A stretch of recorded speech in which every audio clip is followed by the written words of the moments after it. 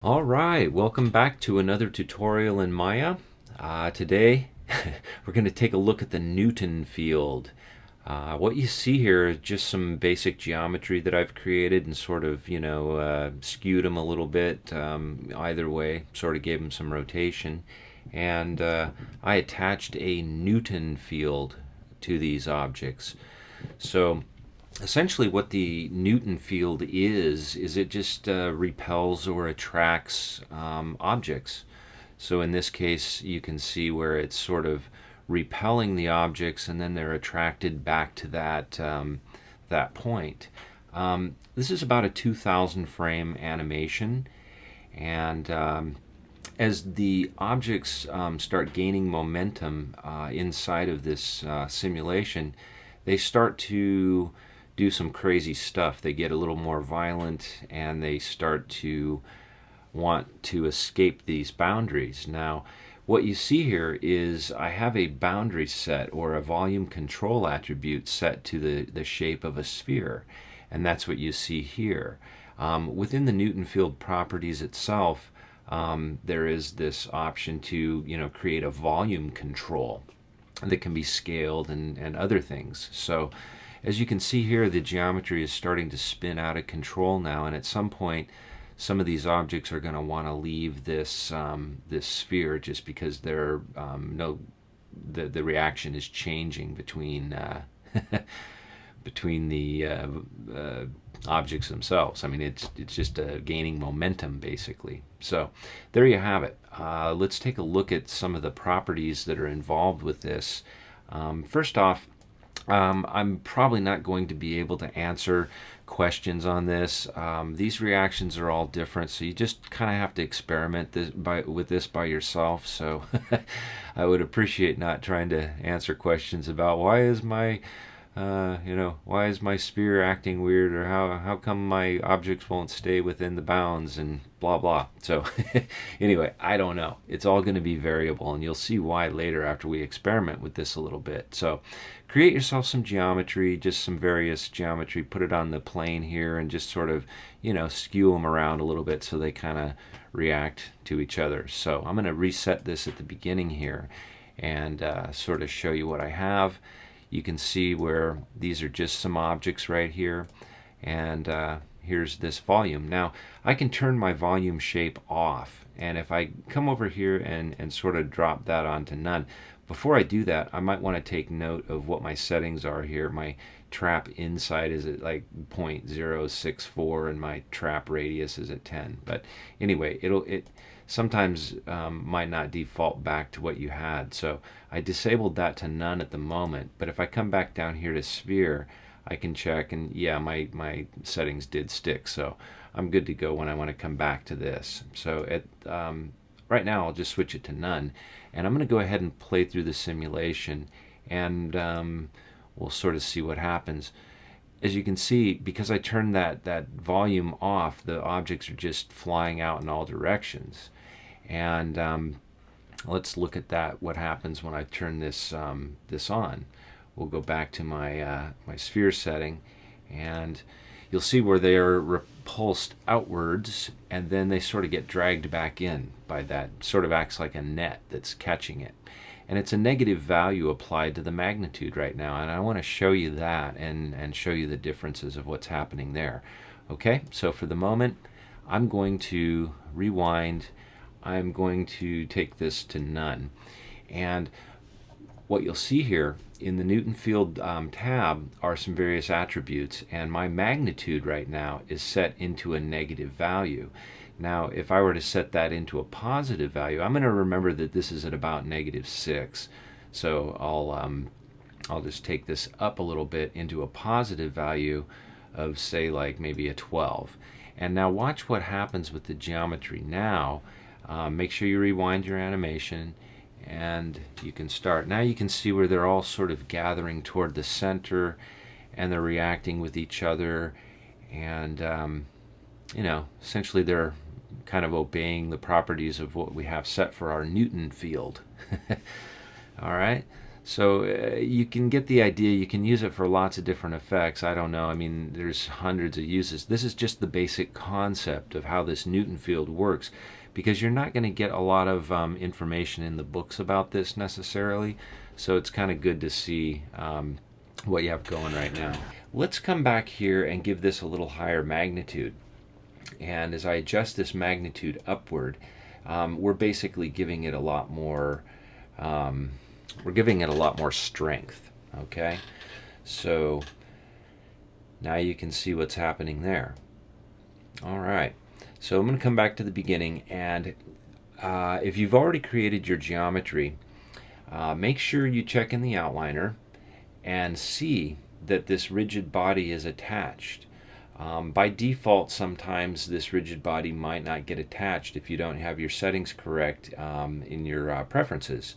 So before you do anything with before you attach your Newton field, you may want to come up into your Maya preferences and take a look at what your dynamic settings are, and make sure that you have auto create rigid body selected, because when you create or attach that object to a field, it will automatically create a rigid body node for you for that that sphere or cube or torus, whatever you do there. So just make sure that's checked, so that way you get rigid bodies set up. So with that in mind, let's take a look at outside of the Newton field. You notice that I have the Newton field and it has its properties and everything that we're playing with here. But if you click on, say, the rigid body for the sphere, you'll notice that you also have some controls to control various surface properties and bounciness properties, friction properties, damping, all sorts of stuff like that. So, one little tiny adjustment in this section can totally change the simulation that you have going over here. So with that in mind, let's look at playing around with this, and I'll just sort of give you a brief overview, and you could probably just play with this for days. Okay, so and if you do play with it for days, you will get a really good concept and understanding of how some of this stuff works on just a basic level of attaching a field to some objects. So let's take a look at, while we're at this, at say maybe the sphere, and let's go to the outliner and choose your rigid body shape for one of these objects, and let's look at how some of these attributes can affect the overall simulation. Now I'm going to change this bounciness level. I'm going to basically make this like a big rubber ball, and I'm going to up that bounciness level quite a bit. So we'll go up to about there, and now we'll play the simulation from the beginning and see what transpires with that ball. A lot of times you'll notice that it takes a while for it to kick in, and with its bounciness factor set up more, it's going to maybe behave a little differently and cause some different reactions. So in this case, it's not having much of an effect at 1.8. So I'm going to stop this simulation, and let's just give the bounciness, let's do a value of, say, 10, and see what happens with that now. Rewind the animation from the beginning, and okay, so you can see where just increasing that level a bit on its bounciness really has a dramatic effect on the overall simulation. I'll lower it down a little bit, and we'll see what happens there. All right, so it'll sort of be bouncing around, and it'll be attracted back to that field, and it'll do some more collisions, and yeah, you get the picture. So one little adjustment can make the whole simulation turn out much different. So I'm going to put that bounciness down to about 0.6 where I started, and let's see if that goes back to where it was. Yeah, so that's kind of back where it was. In a lot of cases, this can be predictable, but in a lot of cases, when you make one small change, get ready for a surprise. Okay, so that's essentially how that works. Now we'll go on to another area. So let's come over here. I'm going to go back to my Newton field for a moment here because that's what we're really interested in playing with for the moment. And let me see if we can select that. All right. So I'm going to go back to the beginning of the animation, and I'm going to hit play. And you can see that's our last setting with a magnitude of 100. Well, what happens if we play with the attenuation?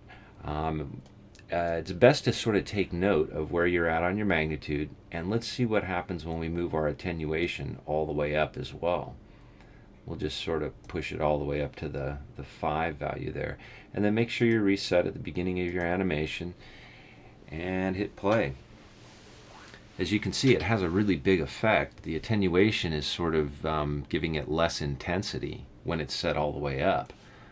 And if we bring that value down, sometimes you can interactively adjust this stuff, but you really want, if you do an adjustment, you really want to come back and reset it at the beginning so that the solver can accurately calculate all of the various collisions, surface collisions. So anyway, lowering that attenuation down a little bit lets these kind of have a little more room to breathe. Let's bring it all the way down into the real low level here, and let's see what happens. Okay, so you can see that it sort of is working together with the magnitude, and there you go. So let's take a look at something kind of interesting here for a minute. Because we've selected the Newton field, if you come over here and come to this little manipulator, it says Show Manipulator Tool, and click on that. And you'll notice that you'll have some text that pops up here, which tells you a magnitude and a attenuation. And right now, these values are reflected right over here in our magnitude and attenuation. And essentially, they're by default set where they're at the moment, but you can also vary some of this stuff, the max distance and the attenuation and things like that, if you're in the max distance mode. And the concept is kind of hard to understand with a Newton field here. It works better with a radial field or something like that, but in essence it tells the field, you know, what its boundaries are. So just keep that in mind. These controls are available for messing with, but for the moment we're gonna change it up a little bit. All right, so I'm gonna come back here and let's look at our Newton field again. I'm gonna turn off my max distance and look at the volume control attributes. As you notice, you do have your shape. You can put that into a cube, and here's the size of a cube. Now that might be pretty large, so I may want to scale that back a little bit by just scaling it. And I'll go ahead and rewind the simulation here and hit play.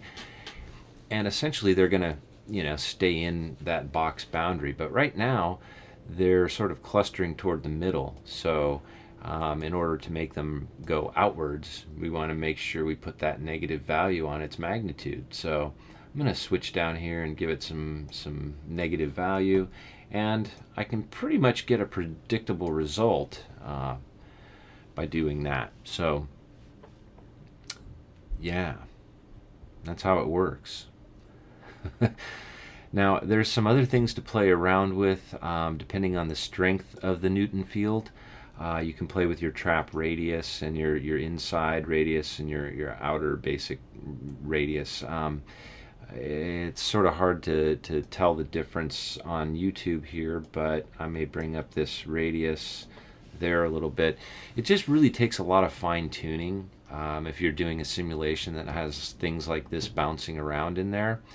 And you know, you can see where things start to go wild. They go crazy. And that's kind of cool, you know, depending on what you need. That's about frame 430, so that trap radius on the inside might not be too good. So I'm going to just bring that down, and let's take our other trap radius way down here and see what happens too. So we'll see if it breaks up by frame 430. The trap radiuses can have a pretty big effect on the overall simulation as well. So Really, it's about the concept. It's about playing around with all the various elements that have to do with these Newton fields. And just by kind of knowing this, you can go in there and play around with this all you want, and sort of really dial yourself into, kind of what's happening with the Newton field, because I imagine, you can apply this to lots of effects. Okay? So, there you go.